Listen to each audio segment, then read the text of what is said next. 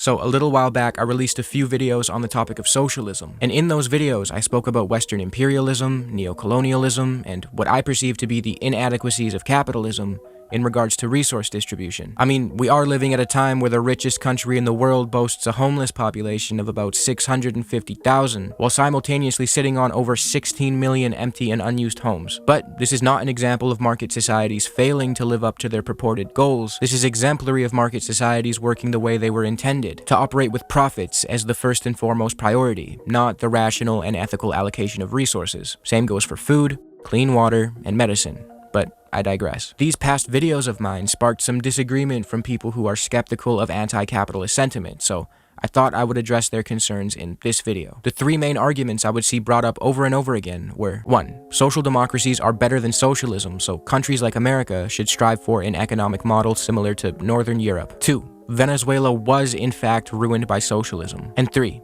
Anti-socialist Javier Milei is doing a good job in Argentina. I am paraphrasing, but these three ideas seem to me to be common criticisms in those comment sections, so let's talk about them. In order to keep this video at a reasonable length, I'm gonna split it into two parts. Part 1, which you're watching right now, will tackle social democracies, and Part 2 will talk about both Venezuela and Javier Milei. So let's get going.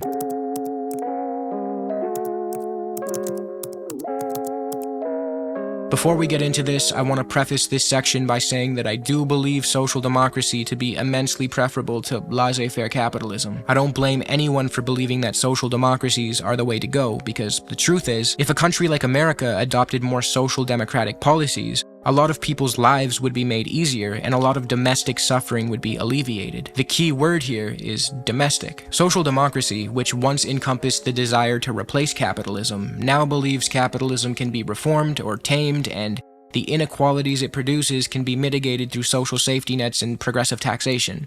Think Bernie Sanders' Nordic model. The ideas of Bernie Sanders, when presented in an environment hostile to relatively left-leaning economics, often get branded as being socialist ideas. Some genuinely might be, but for the most part, Bernie's ideas are intended to operate within a capitalist framework. Same goes for Northern European countries like Sweden. It's not out of the realm of possibility to hear someone refer to Sweden as a socialist country. However, Sweden and social democracies like it are still capitalist. They still include capitalists, a rich few with ample wealth, ownership of the means of production, and influence over governmental processes. Social democracy is still animated by the profit motive as opposed to public good. It just mitigates the inevitable inequities such a system creates by focusing on welfare systems and social safety nets. So to someone who may be hearing this and thinking that social democracies sound like the best of socialism and the best of capitalism, I'll let you know why I disagree. I've heard this allegory about social democracy, that it can be represented as a cage with a tiger inside of it. The tiger being a metaphor for capitalism, and the cage being a metaphor for social democratic policies. The cage is keeping the tiger at bay the way a social democracy would keep the ravages of unfettered capitalism from ripping the average person to shreds. Now, in this allegory, the social democrat believes that they can monetize the tiger, maybe by way of displaying it at the circus. But the goal for the social democrat is to harness what they believe to be the good parts of the tiger, while simultaneously keeping it from harming anyone. I feel like this metaphor does an okay job at displaying the dynamic,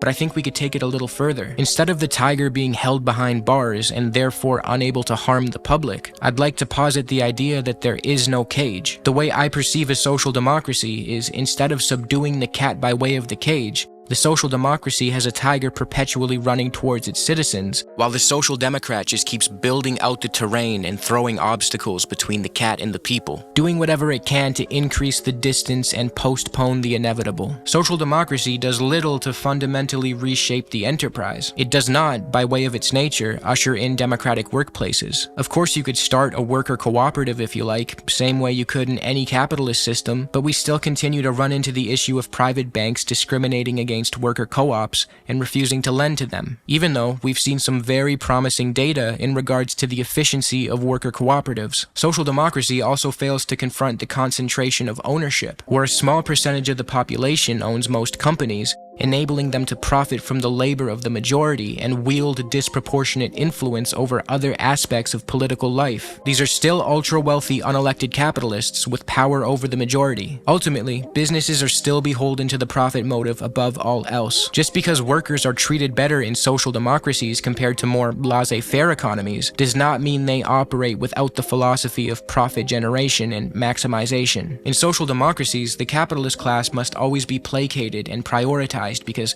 they have the means to hold the economy hostage. This can take the form of capital strikes or capital flight, where instead of spending and allowing the economy to recycle, capitalists hold on to their wealth, refuse to invest, and prevent their money from circulating within the economy. Because this is always a possibility, social democracies are ready to side with the capitalist class over the workers and undo progressive advancements at the behest of the ruling class. In social democracies, people are provided with benefits and social safety nets designed to distract them from pursuing real and lasting progressive advancements. While workers enjoy better protections in social democracies as opposed to more laissez-faire economies, these advancements are merely compromises granted by the capitalist class and do not take precedence over their interests. When capitalists oppose progressive policies, they can refuse to circulate their wealth, effectively holding the economy hostage. This often leads to the rollback of progressive policies and the introduction of austerity measures. In the social democracy, the gains of the working class are not really the gains of the working class. In capitalist economies, governments must ensure their countries remain friendly to capital and investment, prioritizing profit generation. This dynamic allows capitalists to influence politics and government without direct involvement. They can fund politicians who align with their interests, pressure social democratic governments into implementing austerity measures when profits are threatened, and fund propaganda networks like Fox News or whatever the Swedish equivalent would be. Arctic Fox News. Maybe. Sweden has actually been on a mission to roll back its social programs and other progressive gains, proving the point that progressive gains in social democracies, as great as they can be, are mere concessions by the capitalist class which can then be ripped away at their behest. Growing inequality in the country has become a serious concern. Sweden's Gini coefficient, a measure of income inequality, spiked to 0.333 in 2021, the highest since measurements began in 1975. Social democracies keep the populace treated just well enough to maintain contentment, yet remain positioned to reintroduce austerity at any time to protect the profits of the capitalist class. Remember how earlier I alluded to the fact that social democracies may victimize people abroad for the benefit of their domestic population? Let's get into that. In order for domestic social safety nets, high salaries, and worker protections to coexist with the motivating force of profit maximization for companies and capitalists, exploitation takes place abroad instead of at home. In the social democracy, the fundamental need for ever-growing profits, even at the expense of human well-being, remains. As is described in Raoul Prebisch's dependency theory, developed nations grow wealthy at the expense of underdeveloped nations, typically in the global south. However, in the case of Swedish company IKEA, don't look behind me, exploitation occurred within its own continent, Europe. While IKEA provides decent worker protections in Sweden to meet domestic legal requirements, people outside the country bear the cost. For example, in 2022, IKEA was accused of using forced labor in Belarusian penal colonies. According to a report by Disclose, an investigative journalism network, the forced labor camps in Belarus where prisoners were required to work were, quote, particularly brutal, known for practicing torture as well as food and healthcare deprivation, the exact opposite of the values flaunted by the Swedish firm. This was not an isolated incident. In the 1970s and 80s, IKEA was accused of using forced prison labor in East Germany, a practice they admitted to in 2012 and apologized for. This issue of unequal exchange, which leaves underdeveloped nations poorer and exploited,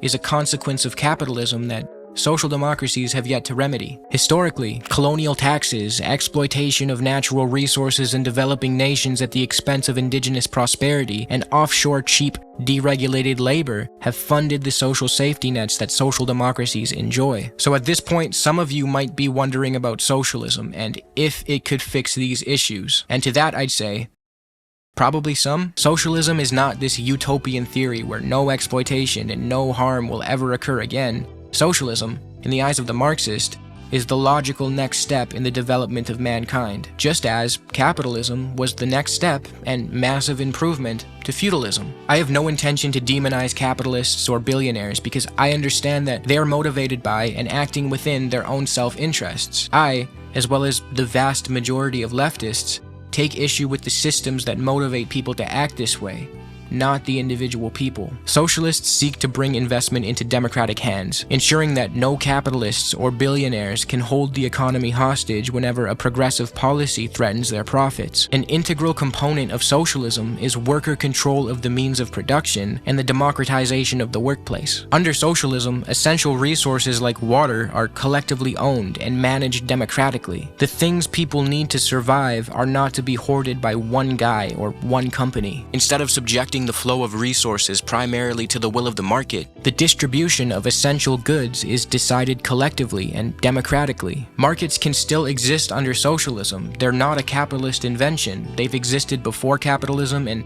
they'll exist in some form after capitalism. But they will no longer be the primary mechanism for material distribution, as markets often exclude vast numbers of people from accessing what they need. Remember the whole more empty houses than homeless people thing? We also see the destruction of excess food instead of using it to feed the hungry. This is not rational resource allocation. Trade would also continue under socialism, but the motivating force of profit maximization would be curtailed, reducing exploitation abroad. Capitalism, by its very nature, requires constant profit increases, which drives exploitation abroad and/or the rollback of domestic social programs in favor of austerity policies to protect profits. Social democracy, while providing some protections, does not adequately challenge the unsustainable boom and bust cycles inherent to capitalism, as it fails to restructure the top-down system into a bottom-up model that empowers workers with greater control over capital. It's important to note that I say all of this as someone who admires a great many social democrats, and